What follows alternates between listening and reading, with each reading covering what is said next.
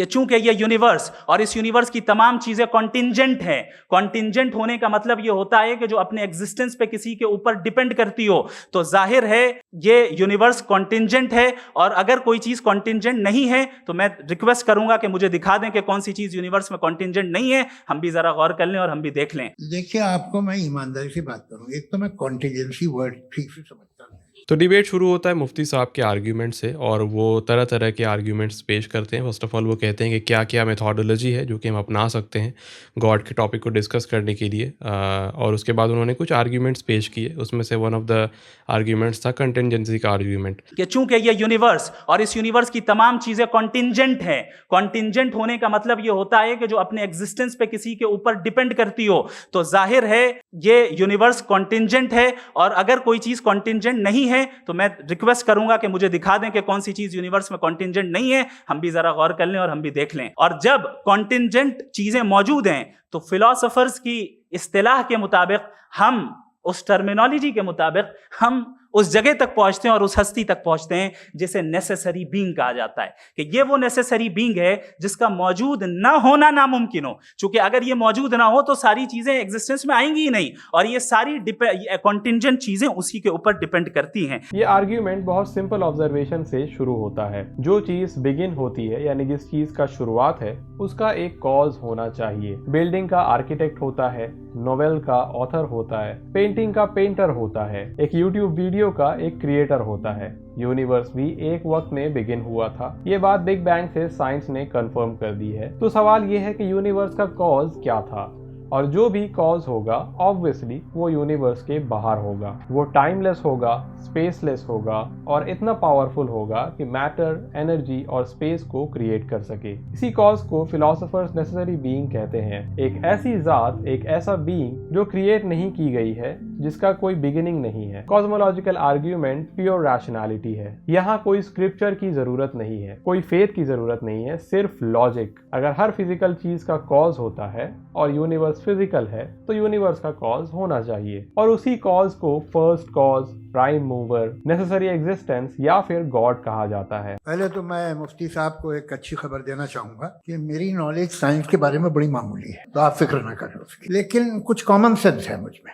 आज जो खुदा है दुनिया में, लोग उन्हें मानते हैं। आपको क्या मालूम कि कितने बरसों के बाद क्या होने वाला है। हम यूरोप में देखते हैं तो चर्च खाली हैं। तो वक्त के साथ चीज़ें बदलती हैं। तो जावेद अख्तर साहब ने यही किया कि वो जनरली काफ़ी सारी चीज़ों को उन्होंने डिस्कस किया, दिस एंड दैट, बट जो मुफ्ती साहब का जो आर्ग्यूमेंट था वो उन्होंने उस चीज़ को एंटरटेन नहीं किया, उसको डिस्कस नहीं किया। कंटिंजेंसी का और कंटिंजेंट बीइंग का, यानी कि नेसेसरी बीइंग का इसको डिस्कस किया मुफ्ती साहब ने, उसको उन्होंने फर्स्टली एड्रेस नहीं किया, बाद में उन्होंने किया, फिर मैं उसके ऊपर आता हूँ। और आज मैं सवाल करूंगा और उम्मीद है कि आप जवाब देंगे। अभी तक आपने वैसे कॉन्टिंजेंसी आर्गुमेंट का कोई जवाब नहीं दिया है। देखिए, आपको मैं ईमानदारी से बात करूं, एक तो मैं कॉन्टिजेंसी वर्ड ठीक से समझता नहीं, और इस वक्त भी जो आपने अंग्रेजी के अल्फाज इस्तेमाल किए वो ज़रा थोड़े से मुझे डिफिकल्ट और कॉम्प्लिकेटेड लगे। तो आप ज़रा सिंपल जबान में सवाल कर सकते हैं? बिल्कुल कर सकता हूँ जी। यूनिवर्स की हर चीज कॉन्टिंजेंट होने का मतलब यह है कि वो अपने एग्जिस्टेंस में किसी के ऊपर डिपेंडेंट है। जो भी चीज डिपेंडेंट होगी वो चीज इंडिपेंडेंट नहीं हो सकती, तो उसका कोई ना कोई कॉज होगा। तो अब आप क्या समझते हैं कि ये इन्फिनिट रिग्रेस है, यानी कॉज पर कॉज, कॉज पर कॉज, कॉज पर कॉज, और कभी कोई यानी ये एंडलेसली चलता रहा? क्योंकि अगर ऐसा होगा तो हम तो एग्जिस्टेंस में आते ही नहीं। लॉजिकली ये मुत्तफक अलैह चीज है, मुत्तफक अलैह अग्रीड अपॉन। इन्फिनिट रिग्रेस तो पॉसिबल नहीं है, तो कहीं ना कहीं आपको रुकना पड़ेगा ऐसे नेसेसिटी पर। नहीं, कोई जरूरत नहीं रुकने की। किसने कहा आप रुकना पड़ेगा? आप रुकते हैं खुदा पे, आप नहीं रुकते। आप कहते हैं वो हमेशा से, जब उस वक्त से जब वक्त नहीं था। आप कहाँ रुकते हैं कि अब हुआ था वो? आप नहीं कहते। हम क्यों नहीं मान सकते कि यूनिवर्स जो है और बल्कि मल्टीवर्सेस जो है वो हमेशा से हैं, वो बनती है, बिगड़ती है। एक हमारे यहाँ एक चीज़ है ब्लैक होल, वो समेट लेता है वापस, फिर ब्लास्ट होता है, फिर फैल जाता है। और इसमें हमारी तो खैर कोई औकात ही नहीं है इंसान की।